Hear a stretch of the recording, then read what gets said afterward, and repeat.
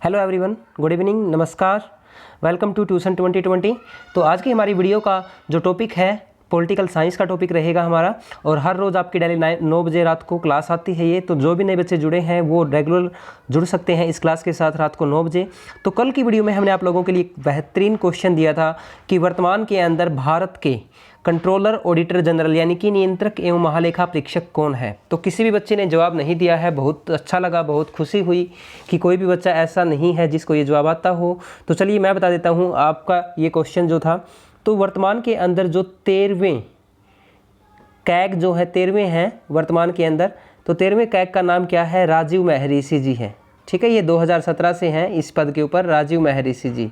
तो इनका कार्यकाल कितने दिन का होता है? इनका कार्यकाल होता है 6 वर्ष या 65 वर्ष का होता है। ठीक है, या तो पहले 6 वर्ष पूरे हो जाए या इनकी एज जो है वो 65 वर्ष हो जाए। तो इन दोनों में से कोई भी एक चीज़ पूरी हो जाए तो उसी के अनुसार क्या हो जाता है, आपका ये कैग जो होता है अपने पद को खाली कर देता है। और इसका वर्णन कौन से आर्टिकल में मिलता है? अनुच्छेद 148 के अंदर मिलता है। तो मैं दोबारा बता देता हूँ, 13वें जो कैग है कंट्रोलर ऑडिटर जनरल ये है राजीव महर्षि जी। और इनका जो अनुच्छेद है वर्णन मिलता है भारतीय संविधान के 148 के अंदर। इनका जो कार्यकाल होता है वो 6 या 65 वर्ष होता है। इनमें से जो भी चीज़ पहले हो जाती है तो वही उसका कार्यकाल समाप्त माना जाएगा। उसके बाद हम बात करते हैं नेक्स्ट क्वेश्चन की। आज का जो क्वेश्चन है आप लोगों के लिए, जो आपको आज की वीडियो में भी दे सकते हैं, कल की वीडियो में भी दे सकते हैं, या फिर आप कमेंट करके दे सकते हैं। कल की वीडियो में तो नहीं, आप आज की वीडियो के अंदर या बाद में कमेंट करके इसी वीडियो के अंदर दे सकते हैं कमेंट करके। तो क्वेश्चन क्या है? वर्तमान के अंदर भारत का महान्यायवादी कौन है वर्तमान में? ठीक है, वर्तमान में कौन है? यानी कि वर्तमान में आपका attorney general of India, attorney general of India AGI, तो ये कौन है? ठीक है, इसके बारे में आपको संक्षिप्त में थोड़ा सा बताना है कि आर्टिकल कौन सा है, वर्तमान में कौन सा है और कौन से नंबर का है। क्लियर है? तो ये सारी चीज़ें आज का क्वेश्चन रहेगा। उसके बाद हम बात करते हैं आज का पहला क्वेश्चन। पहला क्वेश्चन है, भारत के संविधान में मौलिक अधिकार और न्यायिक समीक्षा के प्रावधान किस देश के संविधान से लिए गए हैं? तो सबसे पहले हम बात करते हैं यहाँ पे मौलिक अधिकारों की और न्यायिक समीक्षा की। तो ये हमने लिए हैं, कहाँ से लिए हैं? संयुक्त राज्य अमेरिका से। ठीक है, इसके अलावा संयुक्त राज्य अमेरिका से हमने और क्या क्या लिया है, ये क्वेश्चन भी बन सकता है। तो संयुक्त राज्य अमेरिका से हमने एक तो मौलिक अधिकार लिए हैं, न्यायिक समीक्षा ली है। इसके अलावा संविधान की सर्वोच्चता भी कहाँ से ली है? अमेरिका से ली है। न्यायपालिका की स्वतंत्रता वो भी हमने USA से ली है। इसके अलावा निर्वाचित राष्ट्रपति का निर्वाचन जो है वो भी हमने किससे लिया है?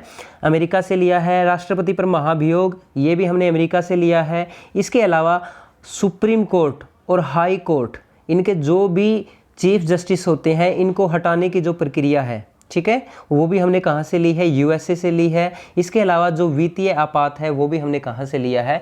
अमेरिका से लिया है। तो ये सारी चीज़ें हमने अमेरिका से ली हैं। उसके बाद हम बात करेंगे ब्रिटेन की। ब्रिटेन से हमने संसदीय व्यवस्था ली है, यानी कि संसदीय प्रणाली ली है, और एकल नागरिकता ली है, और विधि का शासन लिया है, यानी कि विधि का निर्माण कैसे किया जाए। तो ये 3 चीज़ें हमने ब्रिटेन से ली है। ब्रिटेन से पहली चीज़ क्या ली है हमने? संसदीय प्रणाली, एकल नागरिकता और विधि का निर्माण। ये USA और ब्रिटेन के वेरी वेरी इंपॉर्टेंट है। इसके अलावा और ज़्यादा इंपॉर्टेंट नहीं है। आयरलैंड से हमने नीति निर्देशक तत्व लिए हैं, एक पॉइंट है आयरलैंड का नीति निर्देशक तत्व है। जर्मनी से हमने आपातकालीन शक्तियाँ ली है, इसके अलावा आपसे पूछा जाए कनाडा से हमने क्या लिया है? कनाडा से हमने लिया है संघात्मक विशेषताएं या फिर अवशिष्ट शक्तियां। ठीक है, राज्यपाल की अगर नियुक्ति पूछा जाए तो राज्यपाल की नियुक्ति हमने कहाँ से ली है? राज्यपाल की नियुक्ति हमने कनाडा से ली है, राज्यपाल की, इंपॉर्टेंट है। इसके अलावा मैं आपको बता देता हूँ दक्षिण अफ्रीका, वेरी वेरी इंपॉर्टेंट। संविधान संशोधन हमने कहाँ से लिया है? दक्षिण अफ्रीका। तो संविधान संशोधन की प्रक्रिया हमने कहाँ से ली है? दक्षिण अफ्रीका से ली है। और रूस से हमने क्या लिया है? रूस से, या फिर आप कह सकते हो USSR, सोवियत संघ। तो हमने इससे क्या लिया है? इससे हमने लिया है मौलिक कर्तव्य। क्लियर है? तो आपको याद रह जाएगा, जर्मनी से आपातकालीन शक्तियाँ, रूस से मौलिक कर्तव्य, दक्षिण अफ्रीका से संविधान संशोधन की प्रक्रिया। इसके अलावा ऑस्ट्रेलिया से हमने क्या लिया है? समवर्ती सूची ली है, प्रस्तावना की भावना ली है। ठीक है, इसके अलावा अगर आपसे पूछा जाए शक्तियों का विभाजन, वो भी हमने ऑस्ट्रेलिया से लिया है। आयरलैंड से नीति निर्देशक तत्व लिए हैं, नीति निर्देशक तत्व। ब्रिटेन से 3 चीज़ें, संसदीय प्रणाली, एकल नागरिकता और विधि का शासन। अमेरिका से हमने मौलिक अधिकार, न्यायिक समीक्षा ली है, संविधान की सर्वोच्चता ली है, न्यायपालिका की स्वतंत्रता ली है, और राष्ट्रपति पर महाभियोग, सुप्रीम कोर्ट, हाई कोर्ट के जो मुख्य न्यायाधीश होते हैं इनके ऊपर महाभियोग। ये सारी चीज़ें हमने अमेरिका से ली है। तो आपको क्वेश्चन समझ में आ गया होगा, वेरी वेरी इंपॉर्टेंट था। उसके बाद है भारतीय संघ में अवशिष्ट विषय किस प्रकार है। अवशिष्ट विषय केंद्र सरकार के अंतर्गत आता है। उसके बाद संविधान संशोधन की प्रक्रिया हमने कहाँ से ली है, दक्षिण अफ्रीका से ली है। वर्णन कहाँ मिलता है, भारतीय संविधान के भाग 20 में मिलता है और अनुच्छेद 368 के अंदर मिलता है। फिर हम बात करेंगे कि लोक लेखा समिति। तो लोक लेखा समिति के अंदर राज्यसभा के कितने सदस्य होते हैं, राज्यसभा के 7 सदस्य होते हैं और विधानसभा की अगर बात की जाए तो लोकसभा की अगर बात की जाए तो वहाँ पे लोकसभा के होते हैं 15 सदस्य। तो कुल सदस्य होते हैं 15 + 7 22। लेकिन इसका जो अध्यक्ष होता है वो अध्यक्ष कौन होता है, वो अध्यक्ष आपका लोकसभा के सदस्यों में से ही चुना जाता है। सबसे बड़ी बात है ये। और दूसरी सबसे बड़ी बात क्या है, ये जो आपकी लोक लेखा समिति है इसको प्राक्कलन समिति की जुड़वा बहन कहा जाता है। प्राक्कलन समिति की जुड़वा बहन कहा जाता है और इसी को लघु संसद भी कहते हैं, लघु संसद। तो इसको लघु संसद भी कहते हैं और प्राक्कलन समिति की जुड़वा बहन भी कहा जाता है, याद रह जाएगा। उसके बाद नेक्स्ट क्वेश्चन की तरफ चलते हैं। किस राज्य के विधान परिषद के कुल सदस्यों में से कितने सदस्य नगर पालिका से निर्वाचित होते हैं। तो कोई राज्य है अगर उसके विधान परिषद के कुल सदस्य हैं तो उनमें से ऐसे कितने सदस्य होंगे जो नगर पालिकाओं से निर्वाचित होंगे, तो उसका 1/3 सदस्य संख्या होगी। यानी कि कुल सदस्य जो भी हैं उनका 1/3 सदस्य कहाँ से होंगे, राज्य जो आपके नगर पालिका है उनसे। उसके बाद नेक्स्ट क्वेश्चन की तरफ चलते हैं। उसके बाद नेक्स्ट क्वेश्चन है आपका आंतरिक सुरक्षा अधिनियम। तो आंतरिक सुरक्षा अधिनियम यानी कि क्या है आपका मीसा। मीसा का मतलब क्या है, यहाँ पे मीसा का फुल फॉर्म होती है maintenance of internal security act. तो मीसा ये कब बनाया गया था, ये 1971 के अंदर बनाया गया था शिमला समझौते के दौरान, ठीक है, उससे पहले, ठीक है, यानी कि भारत पाक का युद्ध हुआ था। अगर हम उसके बाद हम बात करें 1958 में सर्वप्रथम किस राज्य में लोकतांत्रिक विकेंद्रीकरण को प्रयोग के तौर पर लागू किया गया था। तो 1958 में सबसे पहले आंध्र प्रदेश के अंदर, ठीक है। उसके बाद 14वीं लोकसभा के अंदर राष्ट्रीय जनता दल के कितने सदस्य निर्वाचित हुए थे, तो 23 हुए थे। अगर आपसे पूछा जाए कि वर्तमान में कौन सी लोकसभा चल रही है, तो वर्तमान के अंदर 17वीं लोकसभा चल रही है, ठीक है। तो 14वीं लोकसभा की बातें हो रही है। उस समय भारतीय जनता पार्टी यानी कि राष्ट्रीय जनता दल जो था उसको सिर्फ कितनी सीटें मिली थी, 23 सीटें मिली थी। उसके बाद हम बात करते हैं नेक्स्ट क्वेश्चन की। संविधान के किस संशोधन द्वारा गोवा, दमन तथा दीव को भारत का अंग बना दिया था। गोवा, दमन और दीव को, इन सभी को 12वां जो संविधान संशोधन 1962 अधिनियम है उसके द्वारा गोवा, दमन और दीव को भारत का अंग बनाया गया था। क्लियर है। उसके बाद है भारत के संविधान निर्माण के लिए गठित संविधान सभा में संवैधानिक सलाहकार कौन थे। तो संवैधानिक जो सलाहकार थे वो थे B.N. राव, ठीक है, B.N. राव, याद रखेंगे आप, बड़ा अच्छा नाम है B.N. राव। ये संविधान सभा के सलाहकार थे, संवैधानिक सलाहकार। राज्यसभा में जो 2 वर्षों के बाद चुनाव की अधिघोषणा होती है वो कौन करता है, चुनाव आयोग करता है। प्रत्येक 2 वर्ष के बाद जो 1/3 सदस्य सेवानिवृत्त होते हैं तो उनकी उद्घोषणा यानी कि जो चुनाव होंगे तो उनकी उद्घोषणा कौन करेगा, चुनाव आयोग करेगा। क्लियर है। उसके बाद आगे देखते हैं। उसके बाद जो नेक्स्ट क्वेश्चन है, भारत के राष्ट्रीय योजना आयोग का गठन किया गया था। तो ये योजना आयोग जो था इसका गठन कब किया गया था, इसका गठन किया गया था 1950 ईस्वी में।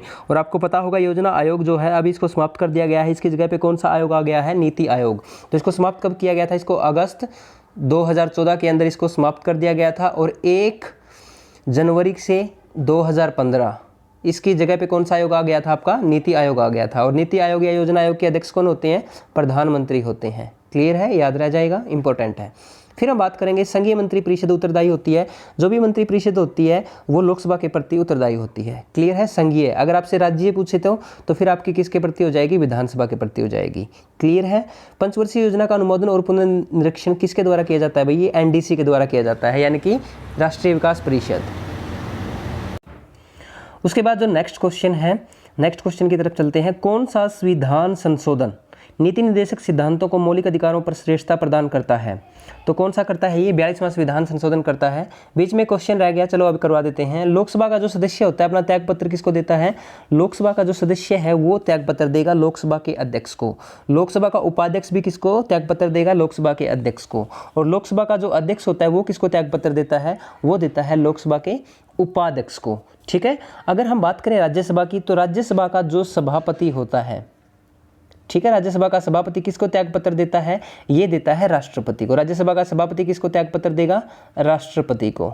ठीक है। लेकिन राज्यसभा का जो उपसभापति होता है, राज्यसभा का जो उपसभापति होता है वो त्यागपत्र किसको देता है, सभापति को देता है। और राज्यसभा के जितने भी सदस्य होते हैं वो त्यागपत्र किसको देंगे, वो सारे के सारे किसको देंगे, आपके सभापति को देंगे। क्लियर है, याद रह जाएगा। फिर आगे देखते हैं नेक्स्ट क्वेश्चन। संविधान का अनुच्छेद 312 संबंधित है। तो संविधान का अनुच्छेद 312 के अंदर अखिल भारतीय सेवाएं दी गई है, जिसके अंदर IAS, IPS और IFS, ठीक है, इनका वर्णन मिलता है। तो ये अनुच्छेद 312 के अंदर है। वेरी वेरी इंपॉर्टेंट है। इंडियन एडमिनिस्ट्रेटिव सर्विस है, इंडियन फॉरेस्टर सर्विस है और इंडियन पुलिस सर्विस है। फिर नेक्स्ट क्वेश्चन की बात करें, जनहित याचिकाओं यानी कि पब्लिक इंटरेस्ट लिटिगेशन का कानूनी आधार पाया जाता है, ये कहाँ पाया जाता है?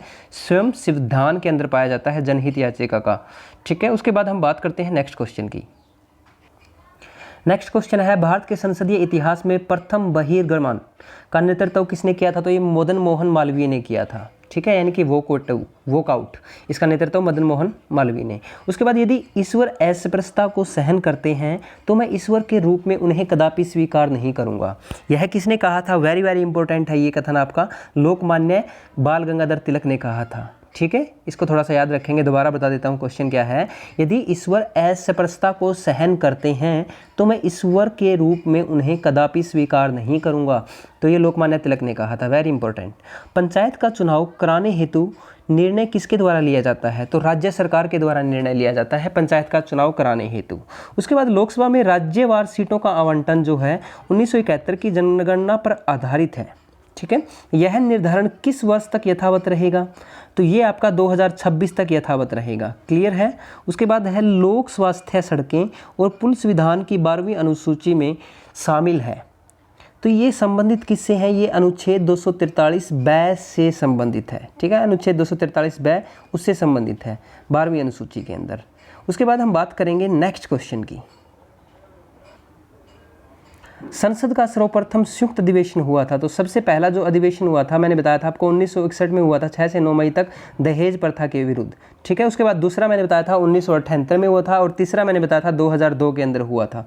क्लियर है, याद रह जाएगा, इंपॉर्टेंट है, कल ही बताए थे।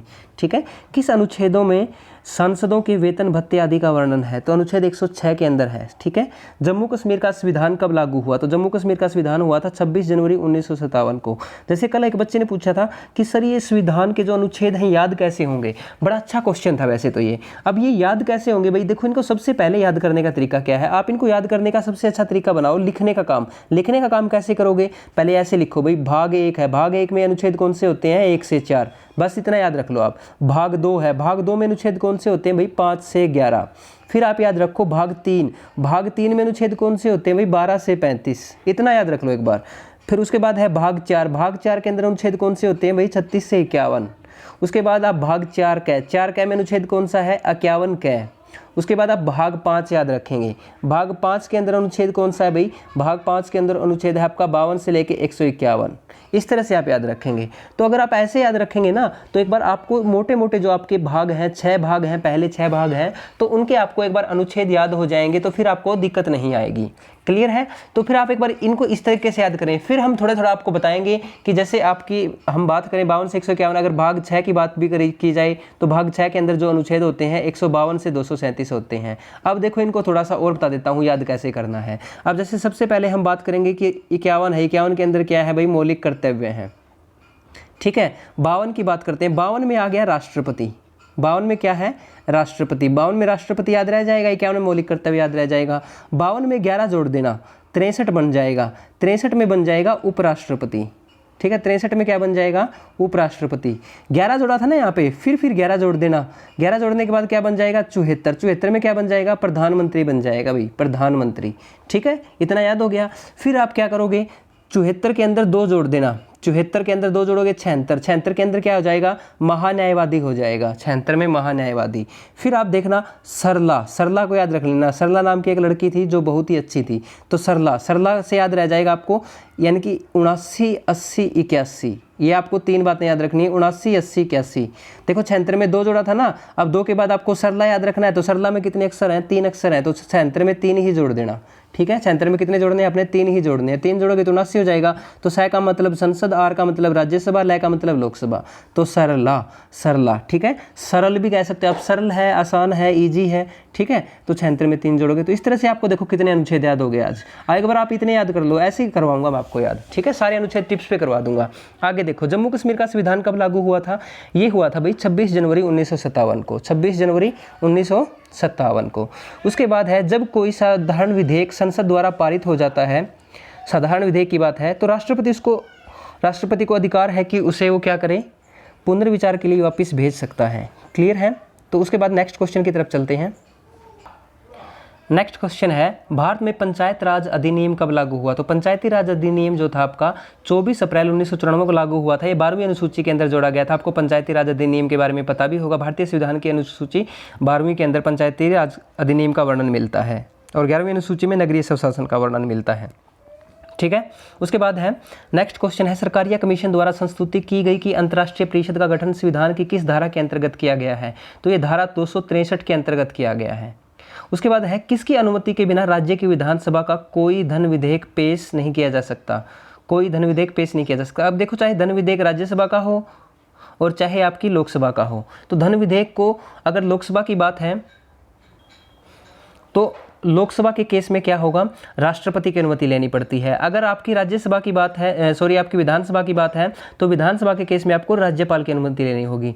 लेकिन आपको अनुमति लेनी जरूरी है धन विधेयक के संदर्भ में। ठीक है, अगर आप अनुमति नहीं लोगे तो आप उसको पेश नहीं कर सकते। क्लियर है, ये आपको सिर्फ धन विधेयक के केस में है, साधारण विधेयक के केस में ऐसा नहीं है। ठीक है, फिर हम बात करेंगे कि जो धन विधेयक होता है इसके ऊपर जो अंतिम निर्णय होता है, तो धन विधेयक के ऊपर जो अंतिम निर्णय होता है विधानसभा अध्यक्ष का होता है, या फिर आप कह सकते हो जो आपकी लोकसभा के स्पीकर हैं, लोकसभा के स्पीकर का अंतिम निर्णय होता है कि वो धन विधेयक है या नहीं है।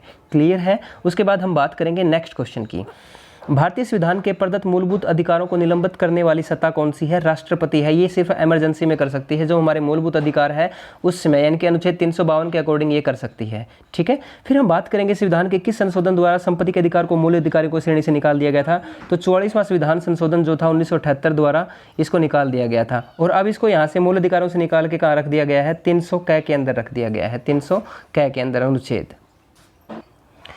उसके बाद जो नेक्स्ट क्वेश्चन है उस नेक्स्ट क्वेश्चन की तरफ चलते हैं। हमारा आज का है, भारत में अनेकता में एकता और एकता में अनेकता है, यानी कि भारत में अनेकता में तो एकता है और एकता में अनेकता है। तो यह प्रसिद्ध कथन किसका है? यह प्रसिद्ध कथन जो है विंसेंट स्मिथ का है। विंसेंट स्मिथ ने कही थी ये बात। उसके बाद नेक्स्ट क्वेश्चन की तरफ चलते हैं, संविधान के अधिकांश अनुच्छेदों को संशोधित करने के लिए कौन सी प्रक्रिया अपनाई जाती है? तो जितने भी मैक्सिमम आपके संविधान संशोधन होते हैं अनुच्छेद 368 के अनुसार, इसके अंदर मैंने 3 तरह की प्रक्रिया बताई थी आपकी। तो उसके अंदर जो सबसे पहली प्रक्रिया है साधारण बहुमत। तो साधारण बहुमत वाली प्रक्रिया है, ये सबसे ज़्यादा आपकी जितने भी संविधान के अंदर अनुच्छेदों के अंदर संशोधन हुए हैं तो इस प्रक्रिया के द्वारा हुए हैं, यानी कि सबसे पहली प्रक्रिया है ये। सबसे लंबे समय तक राष्ट्रपति कौन रहे थे? तो भारत के जो पहले राष्ट्रपति थे डॉक्टर राजेंद्र प्रसाद, सर्वाधिक कार्यकाल राष्ट्रपति के पद के ऊपर इनका है। ठीक है, याद रखेंगे आप। अभी अगर वर्तमान की बात की जाए तो वर्तमान के अंदर कौन से राष्ट्रपति हैं? तो वर्तमान में जो राष्ट्रपति हैं वो हैं आपके रामनाथ कोविंद, रामनाथ कोविंद। क्लियर है। उसके बाद नेक्स्ट क्वेश्चन है आपका, कल आप लोगों के लिए एक राष्ट्रपति से क्वेश्चन और पूछेंगे। तो राष्ट्रपति से क्वेश्चन क्या पूछेंगे अभी नहीं बताएंगे, आपको कल ही पूछेंगे। ठीक है, तो नेक्स्ट क्वेश्चन की तरफ चलते हैं। भारतीय संविधान में मौलिक कर्तव्यों का विचार लिया गया है। तो भारतीय संविधान के अंदर जो मौलिक कर्तव्य लिए गए हैं, मैंने थोड़ी देर पहले बताया था आपको, मौलिक कर्तव्य USSR यानी कि पूर्व सोवियत संघ या रूस से लिए गए हैं, जबकि मैंने बताया था मौलिक अधिकार अमेरिका से लिए गए हैं। जर्मनी से मैंने बताया आपातकालीन शक्तियाँ। कनाडा से हमने क्या लिया है? संघ शासित क्षेत्र, या फिर आप कह सकते हो शक्तियाँ ली हैं, आपकी संघ की शक्तियाँ ली हैं। उसके बाद मैंने बताया आपको ब्रिटेन से क्या क्या लिया है? संसदीय प्रणाली ली है, एकल नागरिकता ली है, और साथ में क्या लिया है? विधि का निर्माण लिया है। अमेरिका से हमने क्या क्या लिया है? न्यायिक परीक्षा, न्यायिक समीक्षा ली है। संविधान के जो जो सुप्रीम कोर्ट और हाई कोर्ट है उनके जो उच्च न्यायालय है उनको हटाने की जो प्रक्रिया ली है वो भी हमने अमेरिका से ली है। राष्ट्रपति को हटाने की प्रक्रिया है वो भी हमने अमेरिका से ली है। तो ये सारी चीज़ें हमने अमेरिका से ली है, याद रखेंगे इनको। इसके अलावा आयरलैंड से हमने क्या लिया है? आयरलैंड से नीति निर्देशक तत्व लिए हैं आयरलैंड से, याद रह जाएगा, आयरलैंड से। उसके बाद हम बात करेंगे संविधान संशोधन की प्रक्रिया हमने कहाँ से ली है? वो ली है हमने दक्षिण अफ्रीका से। संविधान संशोधन की प्रक्रिया कहाँ से ली है? दक्षिण अफ्रीका से। मेरे ख्याल से ये सारी इंपॉर्टेंट मैंने आपको बातें बता दी हैं। अब देखो आगे चलते हैं नेक्स्ट क्वेश्चन की तरफ।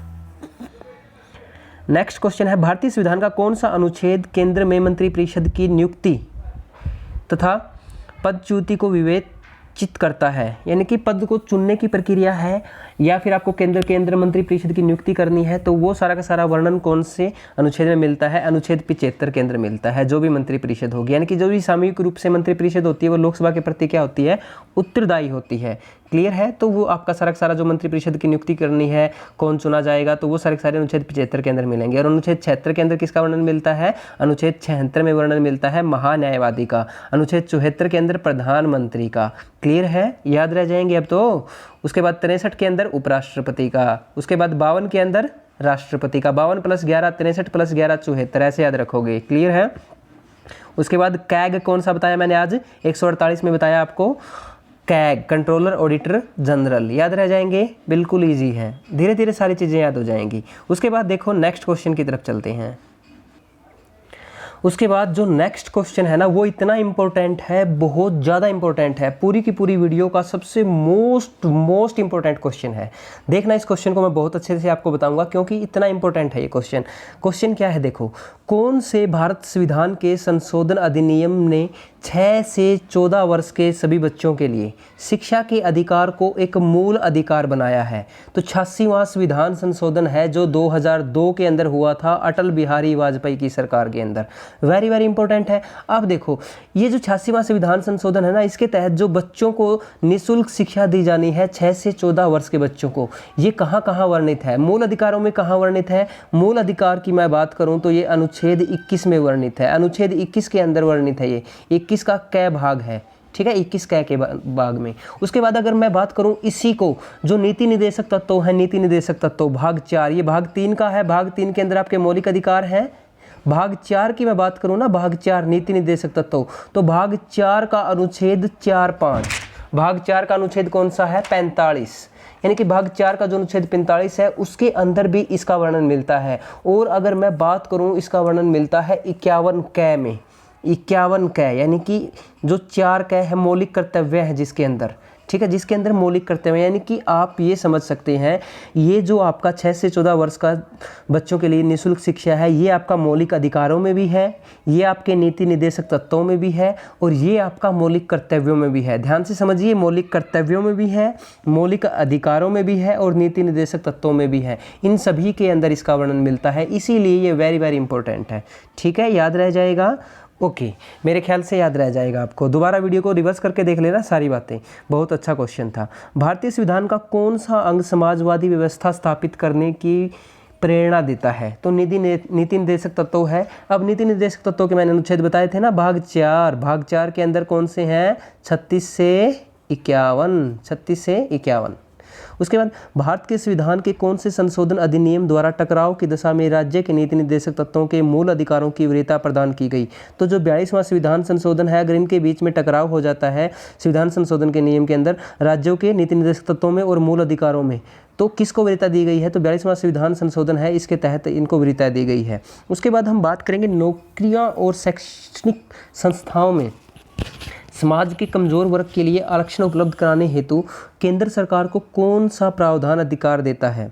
तो केंद्र सरकार को अनुच्छेद 16, अनुच्छेद 16 वेरी वेरी इंपॉर्टेंट है। मूल अधिकारों के अंदर वर्णन मिलता है सबको शिक्षा के अनुच्छेद 16 के अंदर क्या है? सबसे पहले आपको बताया था मैंने, समानता का अधिकार। तो समानता का अधिकार है आपका अनुच्छेद 16। समानता के अधिकार के अंदर जो अनुच्छेदों का वर्णन मिलता है मैंने बताया था, अनुच्छेद 14 से 18, अनुच्छेद 14 से 18 के अंदर वर्णन मिलता है समानता के अधिकारों में। उसके बाद जो नेक्स्ट क्वेश्चन है, संविधान के अनुसार लोकसभा के स्पीकर को उसके पद से हटाया जा सकता है। कब हटाया जा सकता है? जब सदन के सभी सदस्य बहुमत के द्वारा प्रस्ताव को पारित कर देंगे, ठीक है, तब हटाया जा सकता है। अब लोकसभा के अंदर राज्यवाद सीटों का आवंटन जो है 1917 नहीं है, सॉरी एक मिस्टेक है, क्लैरिकल मिस्टेक है, 1917 आप यहाँ पे करेंगे 1971। क्लियर है, 1971 करेंगे। 1971 की जनगणना पर आधारित है। यह निर्धारण किस वर्ष तक यथावत रहेगा? ये 2026 तक रहेगा, याद रह जाएगा। 1971 की जनगणना है ये। तो लोकसभा और राज्यसभा की जो सीटों हैं उनका 1971 की जनगणना के ऊपर रखा गया है और 2026 तक यथावत ये सीटें बने रहेगी। 2026 के अंदर जब परिसीमन आयोग बैठेगा, 5वां परिसीमन आयोग, तो उस दौरान ये सीटें कम ज़्यादा जिस भी आपके लोकसभा क्षेत्र की रहेंगी वो कर देगा। क्लियर है। लेखानुदान क्या होता है? ये आपका लेखानुदान क्या है? नियमित बजट पारित होने से पहले विभिन्न प्रशासनिक विभागों को अपना काम चलाने के लिए संसद द्वारा स्वीकृति अग्रिम अनुदान होता है आपका लेखानुदान। ठीक है, याद रह जाएगा। यानी कि क्या है भाई, जो भी नियमित बजट है, कोई भी बजट है, उसको पारित करना है, उससे पहले जो भी प्रशासनिक यानी कि एडमिनिस्ट्रेटिव डिपार्टमेंट है उनको अपना काम चलाना है। उनको काम चलाने के लिए संसद से स्वीकृति लेनी पड़ेगी। जो भी अनुदान करेंगे भाई, जो भी उसके अंदर जो पैसा लगता है, जो भी खर्च लगता है, तो उसके लिए संसद से उसको स्वीकृति लेनी पड़ती है कि इसके अंदर ये चीज़ें रहेंगी, इसका ये खर्चा रहेगा। तो वो सारा सारा क्या होता है, आपका लेखा अनुदान होता है। फिर हम बात करेंगे भारत के संविधान के अनुसार किसी भी सदन में किस पर संशोधन प्रस्तावित नहीं किए जा सकते, तो विनियोग विधेयक। अब देखो ये एक ऐसा विधेयक है जिसके ऊपर सदन के अंदर कोई भी संशोधन प्रस्तावित नहीं किया जा सकता। तो ये किस चीज़ से रिलेटेड होता है, जो ये विनियोग विधेयक होता है ना, ये भारत की जो संचित निधि है उसके ऊपर जो खर्चे होते हैं, खर्चे, उन खर्चों के बीच में जो धन लगता है और सरकार के ऊपर जो धन खर्च होता है, तो उन सभी की जो भी मांग होती है वो इसके अंदर शामिल होती है, विनियोग विधेयक के अंदर। अगर समझ में नहीं आया है तो आप ये कह सकते हो, जो भारत की संचित निधि है ना, भारत की संचित निधि, उसके अंदर कोई भी धन विधेयक जो होता है, कोई भी धन लगेगा भाई, कितना धन का खर्च हुआ, कितना धन लगेगा, तो वो सारा का सारा जो धन निकाला जाता है भाई, इसके अंदर इतना खर्चा लगेगा, इसके अंदर इतना खर्चा लगेगा, तो वो सारा का सारा खर्चा कैसे निकाला जाता है, धन कैसे निकाला जाता है, वो विनियोग विधेयक के आधार से ही निकाला जा सकता है। ठीक है, ऐसे नहीं निकाला जा सकता। वो क्लियर है। उसके बाद देखो, भारत में संघीय व्यवस्था के लिए किस अधिनियम में पहली बार उल्लेख किया गया, तो संघीय व्यवस्था का जो वर्णन मिला था ना, तो भारत में जो सबसे पहले अधिनियम था वो किसके अनुसार मिला था, अधिनियम जो भारत सरकार का अधिनियम था 1935, तो इसके अनुसार इसका उल्लेख किया गया था, वर्णन किया गया था। क्लियर है। उसके बाद हम नेक्स्ट क्वेश्चन की तरफ चलते हैं। संविधान की प्रस्तावना का अभी तक कितनी बार संशोधन किया जा चुका है, तो सिर्फ एक बार संविधान की प्रस्तावना का संशोधन किया जा चुका है। उसके बाद जो नेक्स्ट क्वेश्चन है, मिनी कॉन्स्टिट्यूशन, लघु संविधान किसे कहा जाता है, तो लघु संविधान या मिनी कॉन्स्टिट्यूशन किसे कहा जाता है, 42वां संविधान संशोधन को कहा जाता है, जो 1976 के अंदर हुआ था। उसके बाद कार्य संचालन के अंदर राष्ट्रपति की सहायता कौन करेगा, मंत्रिपरिषद करती है। उसके बाद है 42वां जो संविधान संशोधन है, इसके तहत जो सबसे पहले पंथ निरपेक्ष जोड़ा गया था, इस शब्द का उल्लेख एकमात्र भारत के संविधान, कौन से संविधान के अंदर मिलता है, अनुच्छेद 25(2) के अंदर मिलता है। ठीक है। फिर नेक्स्ट क्वेश्चन की बात करते हैं, असमप्रसता का अंत करके छुआछूत को संविधान के किस अनुच्छेद में दंडनीय अपराध घोषित किया गया है, तो ये क्वेश्चन बार बार आया है। अनुच्छेद 17 के अंदर है आपका ये जो मौलिक अधिकार है, मौलिक अधिकारों के अंदर जो स्वतंत्रता का समानता का अधिकार है, 14 से 18 के अंदर अनुच्छेद मिलते हैं इसके अंदर, मैंने बताया था आपको। तो 17वां आपका ये क्या है, असमप्रसता का अंत मिलता है। उसके बाद है, संविधान की किस अनुसूची में प्रत्येक राज्यों तथा संघ राज्यों क्षेत्रों के लिए राज्य भाषा के स्थानों के आवंटन की सूची दी गई है, तो चौथी अनुसूची के अंदर सारा वर्णन है भी कौन से राज्य की कितनी सीटें होंगी। ठीक है, राज्यसभा की। उसके बाद है, संविधान के किस संशोधन में डोगरी, मैथिली, संथाली, बोडो भाषा को शामिल किया गया। अब देखो, मूल संविधान के अंदर आपकी कितनी भाषाएं थी, 14 भाषाएं थी। ठीक है। उसके बाद जो संशोधन हुए तो आपके फिर एक भाषा जोड़ी गई अगले संशोधन के अंदर, फिर आपका एक और संशोधन हुआ, फिर 3 भाषाएं जोड़ी गई, और फिर आपका एक और संशोधन हुआ जिसके अंदर 4 भाषाएं जोड़ी गई। यानी कि जो भाषाएं जोड़ी गई, पहले 1, फिर 3, फिर 4, यानी कि 4, 3, 7, 1, 8, टोटल 22 भाषाएं जोड़ी गई हैं आपकी। अब मूल संविधान के अंदर आपकी 14 भाषाएं थी, वर्तमान में 22 भाषाएं हैं। तो जो आपका अंतिम संशोधन था 92वां संविधान संशोधन अधिनियम 2003, इसके तहत 4 भाषाएं जोड़ी गई थी। तो वो 4 भाषाएं कौन सी अनुसूची में जोड़ी गई थी, 8वीं अनुसूची में जोड़ी गई थी। कौन कौन सी भाषाएं थी, डोगरी, मैथिली, संथाली, बोडो। क्लियर है, याद रह जाएगा, इंपॉर्टेंट है। उसके बाद है, 1989 में सिविल सर्विसेज परीक्षा पद्धति की समीक्षा हेतु किस समिति आयोग का गठन हुआ था, तो सतीश चंद्र आयोग था, इसका गठन हुआ था। फिर हम बात करेंगे, प्रत्येक पंचायत के प्रत्यक्ष निर्वाचन से भरे जाने वाले कुल स्थानों में कितना स्थान महिलाओं को आरक्षित है, तो महिलाओं के लिए सिर्फ एकमात्र ऐसा स्वशासन है ये आपका पंचायती स्वशासन, जो नगरीय स्वशासन है, जहाँ पे सिर्फ महिलाओं की सीटें आरक्षित हैं। चाहे राज्यसभा हो, चाहे लोकसभा हो, चाहे विधान परिषद हो, चाहे विधानसभा हो, या फिर और कोई भी सदन हो, जहाँ किसी भी सदन के अंदर कहीं पर भी महिलाओं की सीटें आरक्षित नहीं है। सिर्फ और सिर्फ पंचायती स्वशासन और नगरीय स्वशासन के अंदर ही महिलाओं की जो सीट है वहाँ पे आरक्षण मिलता है, उनका 1/3 सदस्य। ठीक है। फिर हम बात करेंगे स्टॉक एक्सचेंजों और वायदा कारोबार के समव्यवहारों पर स्टंप शुल्क से भिन्न कर किसके द्वारा लगाया जाता है, तो स्टंप शुल्क से जो भिन्न कर लगाया जाता है, यानी कि अलग टैक्स लगाया जाता है, वो किसके द्वारा लगाया जाता है, वो आपका संघ सरकार के द्वारा लगाया जाता है। उसके बाद नेक्स्ट क्वेश्चन की तरफ चलते हैं, संविधान के किस अनुच्छेद के अंतर्गत अधीनस्थ न्यायालय या जिला न्यायालय का प्रावधान दिया गया है, तो ये अनुच्छेद 233 है, इसके अंदर मिलता है अधीनस्थ या जिला न्यायालयों का वर्णन। फिर हम बात करेंगे, किस उच्च न्यायालय में न्यायाधीशों की संख्या सबसे ज़्यादा है, तो कौन सा ऐसा हाई कोर्ट है जिसके अंदर सबसे ज़्यादा उच्च न्यायालय के अंदर हाई कोर्ट के अंदर न्यायाधीश हैं, तो वो है इलाहाबाद उच्च न्यायालय। सबसे कम है आपके गुवाहाटी उच्च न्यायालय के अंदर, सबसे ज़्यादा कहाँ पे है, इलाहाबाद इलाहाबाद में है, सबसे कम कहाँ है, गुवाहाटी यानी कि असम के अंदर। ठीक है, तो आपको ये दोनों क्वेश्चन भी याद रखने हैं। इसके अलावा आपको पता होना चाहिए जो सुप्रीम कोर्ट है, सुप्रीम कोर्ट के अंदर जो मैक्सिमम है वो कितनी संख्या है जजों की, मैक्सिमम है आपकी 33 + 1 34। और वर्तमान में कितने हैं, अभी वर्तमान की अगर हम बात करें तो वर्तमान में कितने हैं, 31 + 1 वर्तमान के अंदर हैं, लेकिन मैक्सिमम कितने हो सकते हैं, 33 + 1 34 हो सकते हैं सुप्रीम कोर्ट के अंदर। क्लियर है।